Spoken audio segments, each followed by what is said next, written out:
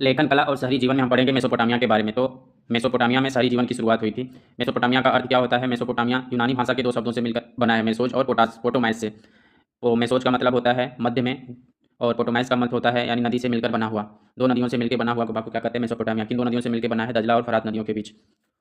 Mesopotamia फरात को क्या नाम से कहा जाता है? यूफ्रेटस नाम से। और दजला को किस नाम से जाना जाता है? तो टिग्रिस नाम से जाना जाता है। मेसोपोटामिया का जो दजला और फरात का क्षेत्र था उसको वर्तमान समय में किस इलाके का हिस्सा है? तो इराक का राज्य का हिस्सा है। मेसोपोटामिया की सभ्यता किस लिए प्रसिद्ध थी? तो मेसोपोटामिया की सभ्यता अपनी संपन्नता, शहरी जीवन, विशाल एवं समृद्ध साहित्य तथा गणित और खगोल विद्या के लिए प्रसिद्ध थी। मेसोपोटामिया की लेखन प्रणाली और उसका साहित्य कहाँ तक फैला हुआ था? तो मेसोपोटामिया की लेखन प्रणाली और उसका साहित्य पूर्व भूमध्य सागरीय प्रदेश, उत्तरी सीरिया तथा तुर्की में 2000 ईस्वी पूर्व के बाद फैला, जिसके समस्त राज्य क्षेत्र आपस में और मिस्र के फराव के साथ मेसोपोटामिया की भाषा और लिपि पढ़ी लिखी जाने लगी। मेसोपोटामिया का आरंभिक इतिहास इसके दक्षिण भाग में सुमेर और अक्कद से शुरू माना जाता है, यानी कि इसके बेबीलोन। मेसोपोटामिया की सबसे प्राचीन भाषा कौन सी बोली जाती थी? तो मेसोपोटामिया की सबसे प्राचीन भाषा सुमेरियन थी, जिसे सुमेरी बोला जाता है। सुमेरियन भाषा का स्थान किसने ले लिया था? तो सुमेरियन भाषा का स्थान 2400 ईस्वी पूर्व के आसपास अक्कादी भाषा ने ले लिया था, कि ये मेसोपोटामिया के दक्षिण भाग में स्थित है। 1400 ईस्वी पूर्व के आसपास ये अक्कादी भाषा कब तक चलती रही? तो ये अक्कादी भाषा सिकंदर के समय तक 336 से 323 ईस्वी तक कुछ परिवर्तनों के साथ फलती फूलती रही थी। ये किस इलाके में हो रहा था? तो दक्षिण इलाके में हो रहा था। ये बात हमें ध्यान रखनी है। और अरामाइक भाषा के बारे में या अरामाइक लिपि के बारे में या असीरिया के बारे में जो हम पढ़ेंगे वो उत्तर का क्षेत्र है, ठीक है, और दक्षिण का क्षेत्र सुमेर और अक्कद है, ठीक है। ये चीज़ें हमें ध्यान रखना है यहाँ पे। उत्तरी क्षेत्र में अपना राज्य स्थापित कब किया था असीरियाई ने? तो असीरियाई ने उत्तरी क्षेत्र में अपना राज्य स्थापित किया था 1100 ईस्वी पूर्व में, और उस क्षेत्र को क्या कहा जाने लगा? तो असीरिया कहा जाने लगा था। और उस प्रदेश की प्रथम नो नो नो, ये दक्षिण का है, कि उस प्रदेश की प्रथम भाषा क्या थी? सुमेरियन या सुमेरी थी। ये दक्षिण में था, दक्षिण में, ठीक है। और उसका स्थान किसने लिया था? तो 2400 ईस्वी पूर्व में किसने लिया था? अक्कादी भाषा में। अगर सुमेरियन भाषा की बात करते हैं कब बोली जा रही थी? तो ये 3000 ईस्वी पूर्व पहले बोली जाती थी सुमेरियन भाषा, जो कि पहली ज्ञात भाषा कौन थी? सुमेरियन भाषा ही थी। फिर 1400 ईस्वी पूर्व से धीरे धीरे अरामाइक भाषा का प्रवेश शुरू हुआ। अरामाइक भाषा का प्रवेश कब शुरू होता है? तो 1400 ईस्वी पूर्व से धीरे धीरे अरामाइक भाषा का शुरू होता है। अरामाइक भाषा किससे मिलती जुलती है? तो अरामाइक भाषा जो होती है वो हिब्रू भाषा से मिलती जुलती है। और अरामाइक भाषा व्यापक रूप से कब बोली जाने लगती है? तो 1000 ईस्वी पूर्व के बाद ये व्यापक रूप से बोली जाने लगती है। आज ये इराक के कुछ भागों में भी बोली जाती है। कौन सी भाषा? अरामाइक भाषा। जो हमें अशोक के कुछ अभिलेख भी अरामाइक भाषा में मिलते हैं। इस आधार से अगर भाषा के विकास का क्रम देखें तो सबसे पहले असीरिया आई, फिर उसके बाद अक्कद आता है। अक्कद का काल पीरियड 336 से 323 ईस्वी तक चलता है। फिर उसके बाद 1400 ईस्वी तक कौन आती है? अरामाइक भाषा आती है, जो कब तक चलती है? अभी इराक में भी बोली जाती है, और 1000 ईस्वी पूर्व तक आराम से बोली जाती है। और असीरिया भाषा कब आती है? तो 1100 ईस्वी पूर्व में आती है, ठीक है। तो ये कालक्रम हमें ध्यान रखना है। और इसमें यह भी ध्यान रखना है कि कौन मेसोपोटामिया के उत्तर क्षेत्र में, कौन दक्षिण क्षेत्र में, क्योंकि हमें कंफ्यूजन कर देगा टाइम पीरियड पे लिखे।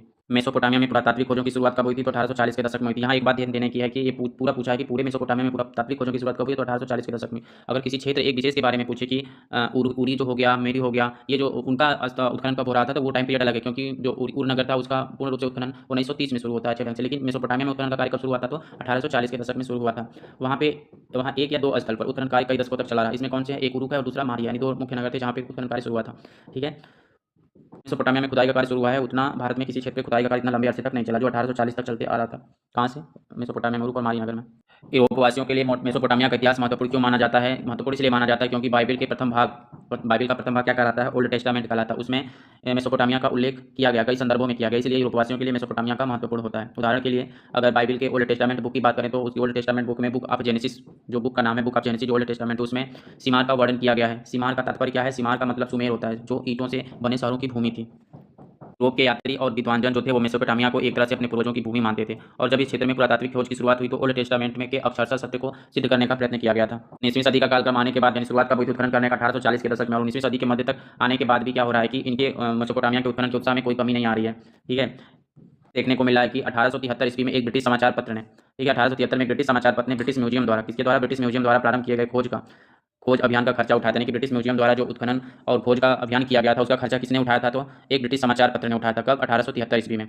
इस अभियान खोज के दौरान मेसोपोटामिया में एक ऐसी पट्टिका की खोज की जानी थी जिस पर बाइबल में उल्लिखित जलप्लावन की कहानी का अंकन था। यानी कि जो अभियान किया गया था ब्रिटिश म्यूजियम द्वारा खोज करने का, उसका खर्चा उठाया था एक ब्रिटिश समाचार पत्र ने 1873 में। तो ये अभियान किस लिए किया गया था? तो इस अभियान में वह खोजना था जिसमें बाइबल में जलप्लावन की घटना का या कहानी का उल्लेख किया गया। उसको ढूंढना था कि वास्तव में बाइबल में ये चीज़ लिखा है कि नहीं लिखा है, जो घटना की बात की गई है। तो बाइबल के अनुसार यह जलप्लावन की घटना क्या थी? तो बाइबल के अनुसार जलप्लावन की घटना यह थी कि पृथ्वी पर संपूर्ण जीवन को नष्ट करने वाला था, ठीक है। किंतु परमेश्वर ने जलप्लावन के बाद भी जीवन को पृथ्वी पर सुरक्षित रखने के लिए नोवा नाम के एक मनुष्य को चुना था। नोवा एक बहुत विशाल नाव बनाई और उसमें सभी जीव जंतुओं का एक एक जोड़ा रख लिया, और जब जलप्लावन हुआ तो बाकी सब कुछ नष्ट हो गया, पर नाव में रखे सभी जोड़े सुरक्षित बच गए। ऐसे ही ये कहानी मेसोपोटामिया की परंपरागत साहित्य में भी मिलती है। इस कहानी का मुख्य पात्र कौन था? तो इस कहानी का मुख्य पात्र जीव शूद्र या उतना पिस्टिम कहा जाता था।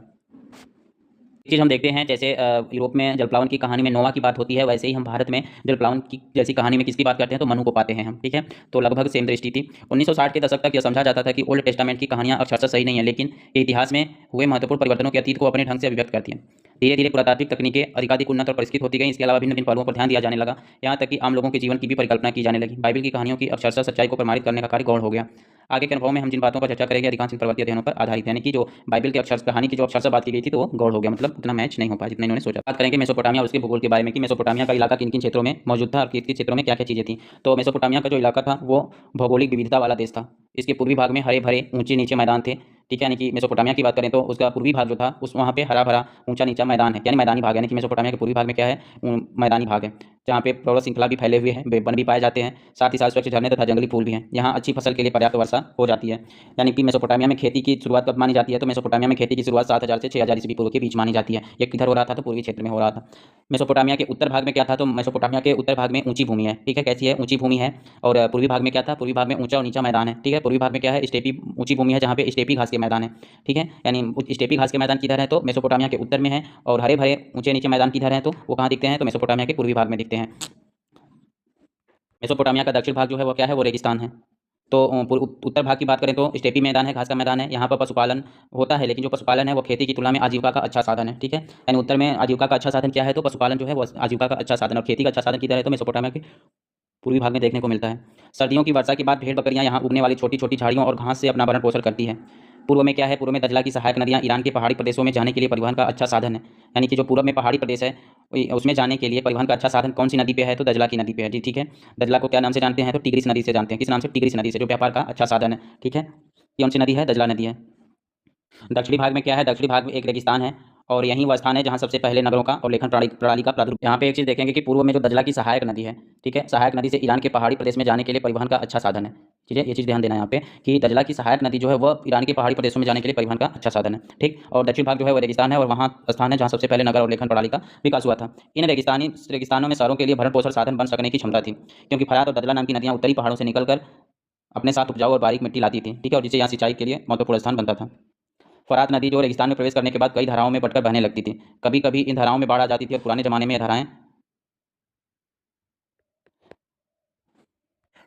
ये धाराएं जो होती तो सिंचाई की नहरों का काम देती थी। इनमें से अक्सर आवश्यकता पड़ने पर गेहूं, जौ और मटर या मसूर की खेतों की सिंचाई की जाती थी। यानी किसकी सिंचाई की जाती थी तो गेहूं, जौ और मटर या मसूर की खेती की सिंचाई की जाती थी, क्योंकि इन फसलों के लिए ज़्यादा पानी की आवश्यकता नहीं होती थी, तो जो एक नहर का रूप ले लेता था तो उसको उससे खेती की जाती थी। रोम साम्राज्य सहित सभी पुरानी व्यवस्थाओं में दक्षिण मेसोपोटामिया की सबसे ज़्यादा उपज देने वाली हुआ करती थी। हालांकि वहाँ फसल उपजाने के लिए आवश्यक वर्षा की कुछ कमी भी रहती थी। खेती के अलावा भेड़ बकरियाँ स्टेपी घास के मैदानों, पूर्ववर्ती मैदानों और पहाड़ों के ढालों पर पाली जाती थी। यानी कि भेड़ बकरियाँ कहाँ पाली जाती थी, स्टेपी के घास के मैदानों में पाली जाती थी, पूर्ववर्ती मैदानी और पहाड़ों के ढालों पर भी पाली जाती थी। ये उपजाऊ स्थान बाढ़ की नदियों से काफ़ी ऊंचाई पर स्थित है। यानी कि ये जो है स्टेपी घास के मैदान है, पूर्ववर्ती मैदान है, क्योंकि पूर्ववर्ती मैदान में कुछ ऊंची मैदान है, कुछ नीचे वाले भी मैदान पाए जाते हैं, और पहाड़ों के ढालों पर इसलिए पाई जाती है क्योंकि ये जो स्थान थे ये नदियों से काफ़ी ऊंचाई पर स्थित थे। ये भेड़ बकरियों से क्या क्या प्राप्त होता था तो भेड़ बकरियों से भारी मात्रा में मांस, दूध और ऊन आदि वस्तुएं मिलती थी। इसके अलावा नदियों में मछलियों की कोई कमी नहीं थी, और गर्मियों में खजूर के पेड़ खूब फल देते थे। लेकिन हमें सोचना में गलती नहीं करना चाहिए कि शहरों का जो विकास हुआ था तो इन ग्रामीण क्षेत्रों में जो समृद्धि थी उसकी वजह से हुआ है, ठीक है। यानी तो शहरों का विकास उसकी वजह से, ग्रामीण समृद्धि की वजह से नहीं हुआ है। शहरों का विकास किस वजह से हुआ है ये हम आगे पढ़ेंगे, ठीक है। शहरीकरण का महत्व, सबसे पहले इसमें हम देखते हैं कि मेसोपोटामिया के प्राचीनतम नगरों का निर्माण कब माना जाता है तो मेसोपोटामिया में प्राचीनतम नगरों का निर्माण कांस्य युग में माना जाता है। जो कांस्य युग का समय काल का माना जाता है तो 3000 ईस्वी पूर्व के आसपास का माना जाता है। कांसा तांबा और आंगे के मिश्रण से बनाया जाता था। कांसा किसके मिश्रण से बनाया जाता था तो तांबा और आंगे के मिश्रण से बनाया जाता था। कांसे के इस्तेमाल से बहुत सी धातुएं दूर दूर, कांसे का इस्तेमाल का मतलब है कि ये धातुएं बहुत दूर दूर से मंगाई जाती। कौन सी धातुएं, तांबा हो गई, रांगा हो गई, क्योंकि कांसे का निर्माण करने के लिए तांबा और आंगे की जरूरत पड़ती है, क्योंकि दोनों को मिला के बनाया जाता है। तो कांसे का इस्तेमाल करने के लिए तांबे और आंगे को कहीं से मंगाया जाता था। बढ़ई का सही काम करने, मनकों में छेद करने, पत्थर की मुद्राएं उकेरने, फर्नीचर में जड़ने और सीपियां काटने आदि कामों के लिए धातु के औजारों की जरूरत पड़ती थी। मेसोपोटामिया हथियार भी कांसे के ही बने होते थे। उदाहरण के लिए भालों की नोकें कांसे की बनी होती थी। यानी भाले की जो नोक होती थी किसकी बनी होती है तो कांसे की बनी होती है। शहरीकरण का महत्व, शहर और नगर बड़ी संख्या में लोगों को रहने के स्थान नहीं होते थे। जब किसी अर्थव्यवस्था में खाद्य उत्पादन के अतिरिक्त अन्य आर्थिक गतिविधियां विकसित होने लगती है तब जाके उस स्थान पर जनसंख्या का घनत्व बढ़ जाता है। जब जनसंख्या का घनत्व बढ़ जाता है तो कस्बे बसने लगते हैं। तो इस स्थिति में क्या होता है कि जब लोगों का कस्बे में इकट्ठा रहना उनके लिए फायदेमंद हो जाता है। जैसे कि शहरी अर्थव्यवस्थाओं में खाद्य उत्पादन के अलावा व्यापार होता है, उत्पादन होता है, और तरह तरह की सेवाओं की महत्वपूर्ण भूमिका होती है। नगर के जो लोग होते हैं वे आत्मनिर्भर नहीं होते हैं, वे हर एक दूसरे के ऊपर डिपेंड होते हैं, क्योंकि उन्हें नगर या गांव के अन्य लोगों द्वारा उत्पन्न वस्तुओं या तो दी जाने वाली सेवाओं के लिए उन पर आश्रित होना पड़ता है। उनमें आपस में बराबर लेन देन करना पड़ता है। जैसे एक पत्थर की मुद्रा बनाने के लिए या पत्थर उकेरने के लिए कांसे के औजार की जरूरत पड़ती है। वह स्वयं औजार बाजार तक नहीं आ सकता, वह या तो नहीं जानता कि मुद्राओं के लिए आवश्यक रंगीन पत्थर कहाँ से प्राप्त होंगे। तो सब चीज़ों के लिए अलग अलग लोग निर्धारित किए गए हैं और इससे क्या होता है कि इस प्रकार श्रम विभाजन शहरी जीवन की विशेषता हो जाती है। यानी कि शहरी जीवन की विशेषता क्या है? श्रम विभाजन है। एक क्वेश्चन इसमें बहुत इंपॉर्टेंट बन जाएगा, पूछ देगा कि शहरी जीवन की विशेषता क्या है? श्रम विभाजन। क्योंकि यहाँ पे श्रम का विभाजन किया गया, क्योंकि एक चीज़ के किसी ऊपर स्वयं आत्मनिर्भर नहीं है, वो हर चीज़ के लिए एक दूसरे के ऊपर वो लोग आश्रित हैं। तो इसलिए वहाँ पे श्रम विभाजन का प्रभाव देखने को मिलता है। इसके अलावा शहरी अर्थव्यवस्था में एक सामाजिक संगठन का होना भी जरूरी है। ठीक है, यानी कि शहरी अर्थव्यवस्था में सामाजिक संगठन का होना जरूरी है। ये बहुत इंपॉर्टेंट बात है, ये लाइन पूछा गया है कि एग्जाम में। ठीक है, कि पॉइंट में लिखा है कि शहरी अर्थव्यवस्था में एक सामाजिक संगठन का होना बहुत जरूरी है। शहरी विनिर्माताओं के लिए ईंधन हो गया, धातु है, विभिन्न प्रकार के पत्थर है, लकड़ी है, आदि जरूरी चीजें भिन्न भिन्न जगहों से आती हैं, जिनके लिए संगठित व्यापार और भंडारण की भी आवश्यकता होती है। ठीक है, यानी कि बहुत सारी चीजें आती हैं तो उनको संगठित किया जाता है, एक जगह रखा जाता है, स्टोर किया जाता है। जैसे आप देखिए हो कि आप भी कोई सब्जी खरीदते हो तो आलू हो गया, प्याज हो गया, तो कब उगाया जाता है? वो तो ठंडी के मौसम में उगाया जाता है और बिकता कब तक है? वो गर्मी के मौसम तक, यानी पूरा बिकता है। उसको क्या उसको स्टोर किया जाता है, व्यापार किया जाता है। ठीक है, तो ये सब सारी चीज़ों की जरूरत होती है। शहरों में अनाज और खाद्य पदार्थ जो होते हैं वो कहाँ से आते हैं? गाँव से आते हैं। उनके संग्रह करने का तथा वितरण करने के लिए व्यवस्था करनी होती है। तो ये सब किसके माध्यम से होगा? तो ये संगठित व्यापार और भंडारण के माध्यम से होगा। तो ये सब सारी चीज़ें जरूरी होती हैं। इसके अलावा और भी अनेक प्रकार के क्रियाकलाप हैं, जैसे तालमेल बैठाना पड़ता है। मुद्रा काटने वाले को केवल पत्थर ही नहीं, उन्हें तराशने के लिए औजार और बर्तन भी चाहिए होता है। जाहिर बात है कि प्रणाली में कुछ ऐसे आदेश देते हैं और उनके पालन करते हैं। इसके अलावा सारी अर्थव्यवस्था को हिसाब किताब लिखित रूप में रखना होता है। ठीक है, तो ये सारी चीज़ें वहाँ पे देखने को मिलती हैं। अब बात करते हैं शहरों में माल की आवाजाही। अब शहर का निर्धारण हो गया तो शहरों में माल कैसे आता था, कैसे पहुँचता था उस समय, तो ये चीज़ों को वहाँ पे जानना है। मेसोपोटामिया के खाद्य संसाधन चाहे कितने भी समृद्ध रहे हों, उसके यहाँ खनिज संसाधनों का अभाव था। यानी कि मेसोपोटामिया मोस्ट इंपॉर्टेंट लाइन है कि वहाँ पे खाद्य संसाधन तो बहुत समृद्ध थे, लेकिन वहाँ पे जो खनिज संसाधन थे, मेसोपोटामिया में खनिज संसाधन की कमी थी। मोस्ट इंपॉर्टेंट लाइन है कि मेसोपोटामिया में खनिज संसाधन की कमी थी, लेकिन खाद्य संसाधन जो था वो भरपूर स्थिति में मौजूद था। दक्षिण के अधिकांश भागों में औजार, मोहरें और आभूषण बनाने के लिए पत्थरों की कमी थी। यानी कि दक्षिण के अधिकांश भाग में औजार, मोहरें और आभूषण बनाने के लिए पत्थरों की कमी थी। इराकी खजूर और पोपलार के पेड़ की लकड़ी, गाड़ियों के पहिए या नाव बनाने के लिए कोई खास अच्छी नहीं थी। यानी कि जो लकड़ियाँ पाई जाती थी, पोपलार की खजूर और पोपलार के पेड़ पाए जाते थे। कहाँ पे? इराक में। इराक में कौन से पेड़ पाए जाते थे? तो इराक में खजूर और पोपलार के पेड़ पाए जाते थे। और इन सबसे उनकी इतनी अच्छी, तो इसलिए विचार आता है कि प्राचीन काल के मेसोपोटामिया के लोग संभवतः लकड़ी, तांबा, रांगा, चांदी, सोना, सीपी और विभिन्न प्रकार के पत्थर को मंगाना पड़ता था इनको बाहर से। तो इन चीज़ों को वो लोग कहाँ से मंगाते थे? तो इन लोग इन चीज़ों को तुर्की और ईरान अथवा खाड़ी पार के देशों से मंगाते थे। यानी कहाँ से मंगाते थे? तो मेसोपोटामिया के लोग लकड़ी, क्योंकि इनके यहाँ लकड़ी अच्छी नहीं थी, इनके यहाँ दो ही लकड़ी थी, एक परासर की थी और एक खजूर की लकड़ी थी, जो महत्वपूर्ण नहीं थी चीज़ों का। तो लकड़ी मंगाते थे बाहर से, तांबा मंगाते थे, रांगा मंगाते थे, चांदी मंगाते थे, सोना मंगाते थे, सीपी मंगाते थे। ठीक है, और साथ ही साथ पत्थरों को भी मंगाते थे, विभिन्न प्रकार के पत्थरों को, जो कहाँ जरूरत पड़ती थी? दक्षिण के अधिकांश भाग में। तो ये कहाँ से मंगाते थे? तुर्की और ईरान अथवा खाड़ी पार के देशों से मंगाते थे, जिसके लिए इनको किस चीज़ का निर्यात करना पड़ता था? तो ये सब चीज़ मंगाने के लिए इनको निर्यात करना पड़ता था कपड़ा का और कृषिजन्य उत्पाद इनको निर्यात करना पड़ता था। ठीक है, यानी कृषिजन्य उत्पाद का और कपड़ा का निर्यात करते थे ये लोग। इन देशों के पास खनिज संसाधनों की कोई कमी नहीं थी। इन देशों के पास, जो तुर्की था, ईरान था और खाड़ी प्रदेश थे, कोई कमी नहीं थी, मगर वहाँ खेती करने की बहुत कम गुंजाइश थी। इसलिए यहाँ से खेती का सामान जाता था, वहाँ पर खनिज संसाधन का सामान आता था। इन वस्तुओं का नियमित रूप से आदान प्रदान तभी संभव होता जबकि इसके लिए कोई सामाजिक संगठन हो जो विदेशी अभियानों और विनियमों को निर्देशित करने में सक्षम हो। दक्षिण मेसोपोटामिया के लोगों ने ऐसे संगठन स्थापित करने की शुरुआत, यानी कि सामाजिक संगठन बनाने की शुरुआत किसने की थी? तो कहा जाता है कि सामाजिक शहरों के लिए सामाजिक संगठन का होना जरूरी है। तो इस प्रकार के सामाजिक संगठन बनाने की शुरुआत किसने की? तो दक्षिण मेसोपोटामिया के लोगों ने सामाजिक संगठन स्थापित करने की शुरुआत की। शिल्प, व्यापार और सेवाओं के अलावा कुशल परिवहन व्यवस्था भी शहरी विकास के लिए अत्यंत महत्वपूर्ण थी। भारवाही पशुओं की पीठ पर रखकर या बैलगाड़ी में डालकर शहरों में अनाज या काट कोयला लाना ले जाना बहुत कठिन होता था, क्योंकि उसमें बहुत ज़्यादा समय लगता था और पशुओं के चारे आदि पर खर्च आता था। शहरी अर्थव्यवस्था इसका बोझ उठाने के लिए सक्षम भी नहीं थी। इसलिए परिवहन का सबसे सस्ता तरीका खोजा गया, वो क्या था? जल मार्ग ही होता था। अनाज के बोरों को लदी हुई नाव या बजरे, बजरे किसको कहा जाता था? नाव को बजरे भी कहा जाता था। नदी की धारा अथवा हवा के वेग से चलते थे, जिसमें कोई खर्चा नहीं लगता था, जबकि जानवरों से माल की ढुलाई की जाने में बहुत खर्चा आता था। तो इससे अनुमान लगता है कि उस समय फरात नदी जो थी उन दिनों व्यापार के विश्व मार्ग के रूप में अधिक महत्वपूर्ण थी। यानी कि विश्व मार्ग के रूप में कौन सी नदी महत्वपूर्ण थी? तो फरात नदी थी। ठीक है, यानी फरात से विश्व व्यापार किया जाता था। अब बात करेंगे लेखन कला का विकास। ठीक है, शहर का विकास क्यों हुआ और शहर के विकास में क्या क्या योगदान महत्वपूर्ण थे। अब बात करेंगे लेखन कला, और लेखन कला का विकास की जरूरत क्यों पड़ी। तो सभी समाजों के पास अपनी एक भाषा होती थी जिसमें उच्चारित ध्वनियाँ अपना अर्थ प्रकट करती हैं। इसे मौखिक या शाब्दिक भावाभिव्यक्ति कहते हैं। लिखना मौखिक भावाभिव्यक्ति से उतना अलग नहीं है जितना हम अक्सर समझ बैठते हैं। जब लेखन या लिपि के बारे में बात की जाती है तो उसका अर्थ है उच्चारित ध्वनियाँ जो दृश्य संकेतों या चिन्हों के रूप में प्रस्तुत की जाती हैं। मेसोपोटामिया में जो पहली पट्टिकाएं पाई गई थी वो लगभग कितने वर्ष पुरानी है? तो मेसोपोटामिया में जो पट्टिका पाई गई थी वो लगभग 3200 साल पुरानी है। उनमें चित्र जैसे चिन्ह और संख्याएं दी गई थी। यानी जो पट्टिकाएं पाई गई थी उस पर क्या लिखा था? तो उस पर चिन्ह थी और संख्याएं दी गई थी। उस पर किसके चित्र थे? तो उस पर बैलों के चित्र थे, मछलियों के चित्र थे और रोटियों के आदि लगभग 5000 सूचियाँ देखने को मिलती है। यानी 3200 ईसा पूर्व में जो पट्टिकाएं मिली थी, ठीक है, वो उस पर कितनी सूचियाँ मिलती है? लगभग 5000 सूचियाँ मिलती है। और जो कहाँ पाई थी वह वहाँ के दक्षिण शहर उरूक के मंदिरों में आने वाली और वहाँ से बाहर जाने वाली चीज़ों की होंगी। यानी ऐसा अनुमान किया जाता है कि जो उस पर सूचियाँ मिली है 5000 के लगभग जो चित्र और अक्षरों की गणितों की सूचियाँ मिली हैं, तो वो किसके अनुसार मिली है? तो उस पर वो सामान लिखे जाते थे जो दक्षिण शहर उरूक के मंदिर में आने वाली और वहाँ से बाहर जाने वाली चीज़ों की लेखन कार्य का शुरुआत कब माना जाता है? तो ऐसा अनुमान किया जाता है कि लेखन कार्य तभी शुरू हुआ होगा जब समाज को अपने लेन देन का अस्थायी हिसाब रखने की जरूरत पड़ी होगी। मेसोपोटामिया की जो पट्टिका मिली है वो किस पे लिखी गई थी? तो मेसोपोटामिया के जो पट्टिका मिली है वो मिट्टी पे लिखी गई थी। ठीक है, मिट्टी की पट्टिका थी। लिपिका जो थी वो चिकनी मिट्टी को गीला करता था और फिर उसको गूंथ कर और साफ कर एक ऐसे आकार की पट्टी का रूप दे दिया जाता था जिसे आसानी से अपने हाथ में पकड़ सके।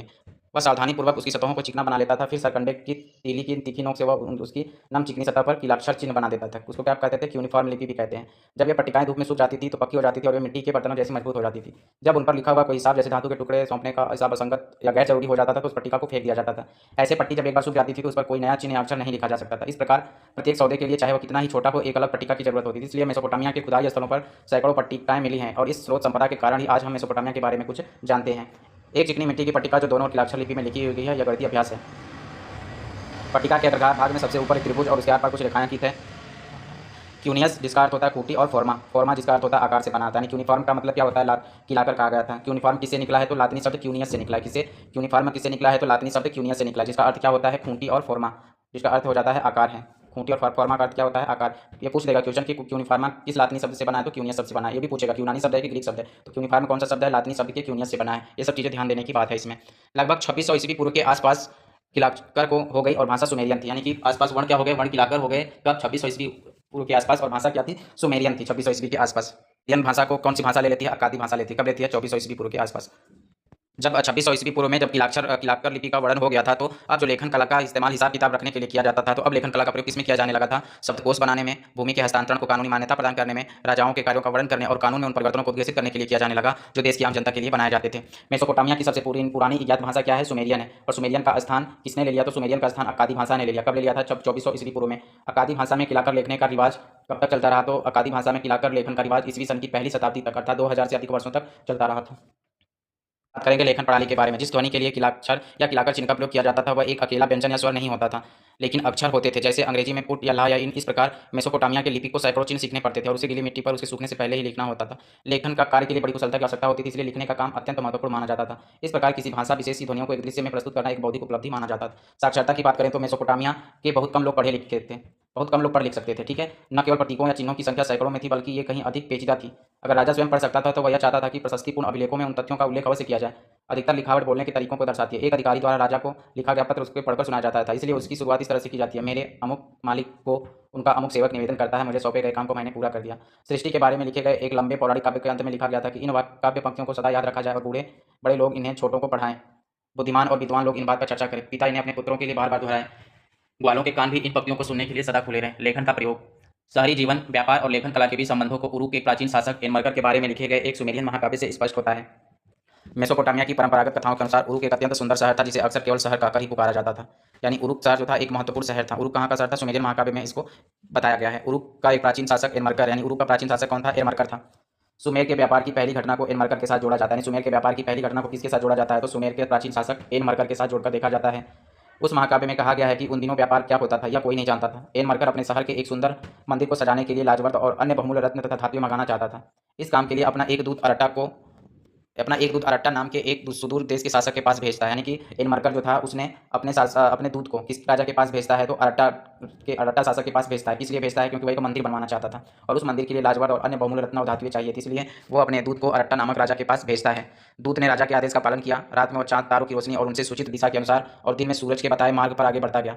वह रास्ते में आने वाले ऊंचे ऊंचे पहाड़ों को लागने के लिए ऊपर चढ़ता उतरता। जब वो पहाड़ पर था तो पहाड़ की तलहटी में रहने वाले सूसा नगर के लोगों ने उसे छोटे चूहों की तरह नमस्कार किया। यानी कि जो दूत था, किसका? एनमरकर का जो दूत था वह बहुत यात्रा करता रहा था, कभी पहाड़ पे, कभी नदी पे, कभी मार्ग पे, ऐसे चल रहा था। लेकिन जब एक बार वह पहाड़ पे था तो पहाड़ की तलहटी पे रहने वाले सूसा नगर के लोग, कहाँ के लोग? सूसा नगर के लोग, यानी कि कहाँ नगर के लोग एनमरकर के राजदूत को चूहा जैसे झुककर प्रणाम किया, तो सूसा नगर के लोग थे वो।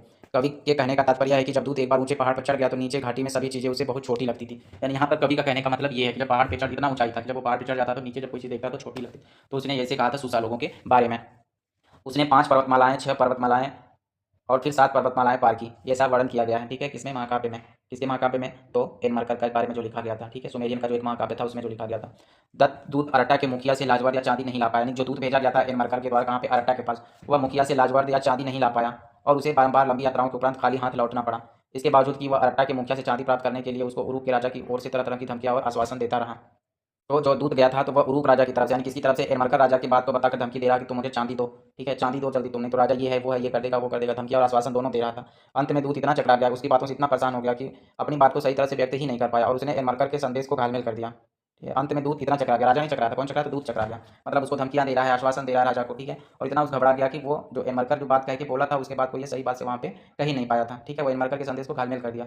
तब राजा एरमरकर ने अपने हाथों से चिकनी मिट्टी की पट्टिका बनाई और उस पर शब्द लिखे, ठीक है, तो इस तरह से उसने चिकनी मिट्टी की एक पट्टिका बनाई और उस पर अपने शब्द लिखे, और उन दिनों मिट्टी पर शब्द लिखने का रिवाज नहीं था, यानी जब एरमरकर राजा था उरूक नगर का, उस समय पट्टी पे शब्द लिखने का रिवाज नहीं था, तो लिखने का कार्य किसने किया था वहाँ पे शुरू, तो राजा एरमरकर ने किया था। जब लिखी हुई पट्टिका दूत ने अरटा के शासक के हाथों में दी तो उसने उसकी जांच की, उच्चारित शब्द कील यानी किलाकार शब्द थे, उसे देखते ही उसकी त्योरियां चढ़ गई, उसने पट्टिका पर नजर गड़ाई।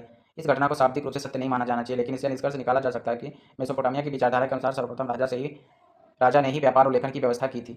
यह काव्य हमें यह बताता है कि लेखन कार्य सूचना इकट्ठी करने और दूर दूर तक भेजने का साधन तो था ही, साथ ही उसने मेसोपोटामिया की सारी संस्कृति की उत्कृष्टता की भी झलक मिलती है। अब बात करेंगे दक्षिण मेसोपोटामिया का शहरीकरण, मंदिर और राजा। दक्षिण मेसोपोटामिया में बस्तियों का विकास कब होने लगा था, तो दक्षिण मेसोपोटामिया में बस्तियों का विकास 5000 ईस्वी पूर्व में होने लगा था। इन बस्तियों में से कुछ ने प्राचीन शहरों का रूप ले लिया। ये शहर कई तरह के थे, ठीक है, यानी जो शहर बन रहे थे उसमें कई तरह के शहर देखे जा रहे थे। पहले नंबर में वे शहर थे जो मंदिरों के चारों ओर विकसित हो रहे थे, दूसरे शहर वे जो थे जो व्यापार के केंद्र के रूप में विकसित हो रहे थे, और शेष शहर जो थे वह शाही शहर थे, ठीक है, यानी जो पहले शहर थे मंदिर के चारों ओर विकसित हो रहे थे, दूसरा जो व्यापार के केंद्र के रूप में विकसित हो रहे थे, तीसरा शहर जो था शाही शहर के रूप में था। इनमें से पहली दो श्रेणियों के शहरों पर चर्चा की गई, यानी कि दो शहरों की श्रेणियों की चर्चा की गई है। बाहर से आकर बसने वाले लोगों ने अपने गाँव में कुछ चुने हुए स्थानों या मंदिर को बनाना या उनका पुनर्निर्माण करना शुरू किया, यानी जो बाहर से लोग बस के आए थे यहाँ पे मेसोपोटामिया में, उनके बारे में तो जानकारी नहीं है, लेकिन वो जब यहाँ पे आए थे तो उन्होंने मंदिरों को बनाना शुरू कर दिया, उनका पुनर्निर्माण करना शुरू कर दिया। सबसे पहला अज्ञात मंदिर था, एक छोटा सा देवालय था जो कच्ची ईंटों का बना हुआ था। सबसे छोटा अज्ञात मंदिर कौन सा है, कच्ची ईंटों का एक देवालय है जो कच्ची ईंटों का बना था। मंदिर विभिन्न प्रकार के देवी, ये ध्यान देना कि तो किसका बना था, तो कच्ची ईंटों का बना हुआ था मंदिर, ठीक है। मंदिर विभिन्न प्रकार के देवी देवताओं के निवास स्थान थे, जैसे उर जो चंद्र देवता था, और इनन्ना जो थी वो प्रेम और युद्ध की देवी थी, यानी उर किसको माना जाता था, चंद्र का देवता माना जाता था उर को, और इनन्ना किसको मानी जाती थी, तो प्रेम और युद्ध की देवी मानी जाती थी। ये क्वेश्चन पूछा जाता है। ये मंदिर ईंटों से बनाए जाते थे और समय के साथ बड़े होते गए, यानी धीरे धीरे मंदिर भी बड़े होते गए, क्योंकि उनको खुले आंगनों के चारों ओर कमरे बनाने होते थे। कुछ प्रारंभिक मंदिर साधारणतया घरों से अलग किस्म के नहीं होते थे, क्योंकि मंदिर भी किसी देवता का घर ही होता था, लेकिन मंदिर की बाहरी दीवारें कुछ खास अंतरालों के बाद भीतर और बाहर की ओर मुड़ी होती थी। यही मंदिर की विशेषताएं थी। साधारण घरों की दीवारें ऐसी नहीं होती थी। देवता पूजा का केंद्र बिंदु होता था। लोग देवी देवता के लिए अन्न, दही, मछली लाते थे। आराध्य देव सैद्धांतिक रूप से खेतों, मत्स्य क्षेत्रों और स्थानीय लोगों के पशुधन का स्वामी माना जाता था। समय आने पर उपज को उत्पादित वस्तुओं में बदलने की प्रक्रिया यहीं की जाती है। कैसे, तेल निकालना, अनाज पीसना, काटना और उन्हीं कपड़ों को बुनना। घर परिवार के ऊपर के स्तर के व्यवस्थापक, व्यापारियों के नियोक्ताओं, अन्य हल जोतना, पशुओं, रोटी, जौ की शराब, मछली आदि के आवंटन और वितरण के खिलाफ लिखित अभिलेखों के पालक के रूप में मंदिर ने धीरे धीरे अपने क्रियाकलाप बढ़ा लिए थे। मुख्य शहरी संस्थान का रूप ले लिया था, लेकिन अन्य दूसरे कारक भी इस व्यवस्था में विद्यमान थे। जमीन में प्राकृतिक उपजाऊपन होने के बावजूद कृषि कई बार संकटों से घिर जाती थी। फरात नदी की प्राकृतिक धाराओं में किसी वर्ष तो बहुत ज़्यादा पानी आ जाता था और फसलों को डुबा देता था, और कभी कभी ये धाराएं अपना रास्ता बदल देती थी, जिससे खेत सूखे रह जाते थे, जैसा कि पुरातात्विक साक्ष्यों में देखने को मिलता है। पुरातात्विक अभिलेखों में यह पता चलता है कि मेसोपोटामिया के इतिहास में गांव समय समय पर पुनः स्थापित किए जाते रहे, यानी कि मेसोपोटामिया में गांव की स्थापना समय समय पर पुनः पुनः किया जाता रहा है, ठीक है। प्राकृतिक आपदाओं के अलावा कई बार मानव निर्मित समस्याएं भी आ खड़ी होती हैं। जो लोग इन धाराओं के ऊपरी इलाकों में रहते थे वे अपने पास जलधारा से इतना ज़्यादा पानी अपने खेतों में ले लेते थे, धारा के नीचे की ओर बसे हुए गाँव पानी ही नहीं मिलता था। ये लोग अपने हिस्से की सरड़ी में गाद नहीं निकालते थे, जिसके बहाव रुक जाता था और नीचे वालों को पानी नहीं मिलता था। इसलिए मेसोपोटामिया के तत्कालीन देहातों में जीवन और पानी के लिए बार बार झगड़े हुआ करते थे। जब किसी क्षेत्र में लंबे समय तक लड़ाई चलती थी तो मुखिया लड़ाई जीतते थे, वे अपने साथियों एवं अनुचितों को लूट का माल बांटकर कुछ कर देते थे और हार हुए समूह में से लोगों को बंदी बनाकर अपने साथ ले जाते थे, जिन्हें वे अपने चौकीदार और नौकर बना लेते थे। इस प्रकार वे अपना प्रभाव और अनुयायियों की संख्या बढ़ा लेते थे, किंतु युद्ध में विजयी होने वाले ये नेता लोग स्थायी रूप से समुदाय के मुखिया नहीं बने रहते। आज हैं तो कल चले जाते हैं, लेकिन बाद में एक ऐसा समय आया जब इन नेताओं ने समुदाय के कल्याण पर अधिक ध्यान देना शुरू किया और फलस्वरूप नई नई संस्थाएं और परिपाटियां स्थापित हो गई। इस समय के विजेता मुखियाओं ने कितनी भेंटों को देवताओं पर अर्पित कर शुरू कर दिया, जिससे कि समुदाय के मंदिरों की सुंदरता बढ़ गई। उन्होंने लोगों को उत्कृष्ट पत्थरों और धातियों को लाने के लिए भेजा जो देवता और समुदाय को लाभ पहुंचा सके तथा मंदिर की धन संपदा के वितरण को और मंदिरों में आने जाने वाले वस्तुओं का हिसाब किताब रखकर प्रभावी तरीके से संचालन कर सके, जैसा एनमर्कन से जुड़ी कविताएं व्यक्त करते हैं। इस अवस्था में राजा को ऊंचा स्थान दिलाया तथा समुदाय पर उसका पूर्ण नियंत्रण स्थापित हुआ।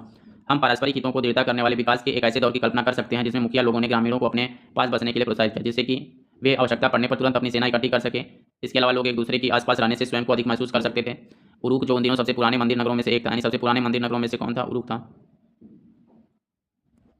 मंदिर से हमें सशस्त्र वीरों और उनसे हताहत शत्रुओं के चित्र मिलते हैं, और सावधानीपूर्वक किए गए पुरातात्विक सर्वेक्षण से पता चलता है कि 3000 ईस्वी पूर्व के आसपास उरूक नगर का भूमि विस्तार कितना हो गया था, 250 हेक्टेयर हो गया था। उसके कारण दर्जन छोटे छोटे गांव उजड़ गए और बड़ी संख्या में आबादी का विस्थापन हुआ। उसका यह विस्तार शताब्दियों बाद फले फूले मोहनजोदड़ो नगर से दोगुना था, यानी कि जो उरूक नगर का विस्तार था वह मोहनजोदड़ो से कितना था, दोगुना था, यानी कि कितना हेक्टेयर में नगर जो था वो 250 हेक्टेयर में था। से मोहनजोदड़ो कितना हेक्टेयर का हो गया, तो लगभग 1175 हेक्टेयर का।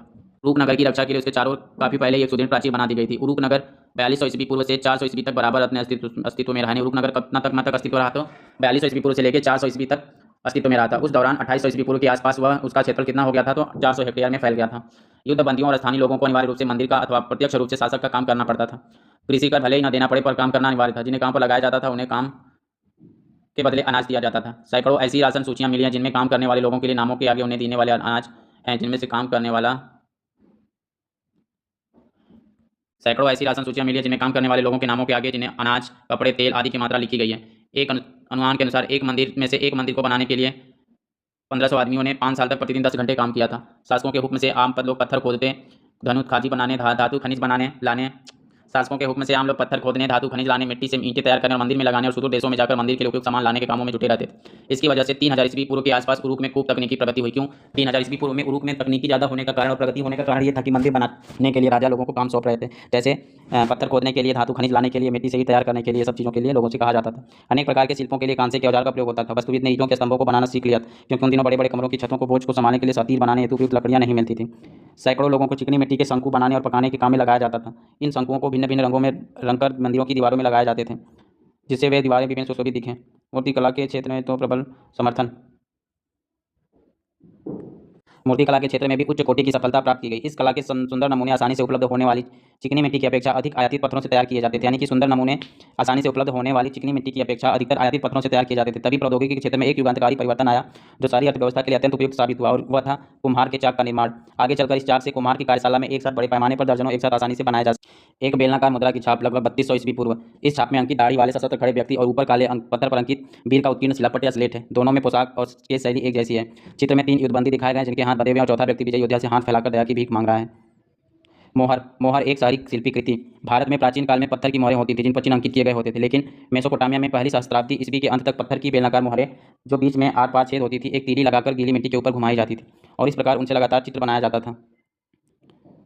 वे अत्यंत कुशल कारीगरों द्वारा उकेरी जाती थी और कभी कभी उनमें ऐसे लेख होते हैं जैसे मालिक का नाम, उसके इष्टदेव का नाम और उसकी अपनी पद स्थिति आदि। किसी कपड़े की गठरी या बर्तन के मुंह को चिकनी मिट्टी से लीप पोतकर उस पर वह मोहर लगाई जाती थी, जिससे उसमें अंकित लिखावट मिट्टी की सतह पर छप जाती थी। इससे उस गठरी या बर्तनों में रखी वस्तुओं को मोहर लगाकर सुरक्षित किया जा सकता था। जब इस मोहर को मिट्टी की बनी पट्टिका पर लिखे पत्र पर घुमाया जाता था तो वह मोहर उस पत्र की प्रामाणिकता की प्रतीक बन जाती थी। इस प्रकार मुद्रा सार्वजनिक जीवन में नगरवासी की भूमिका को दर्शाती है।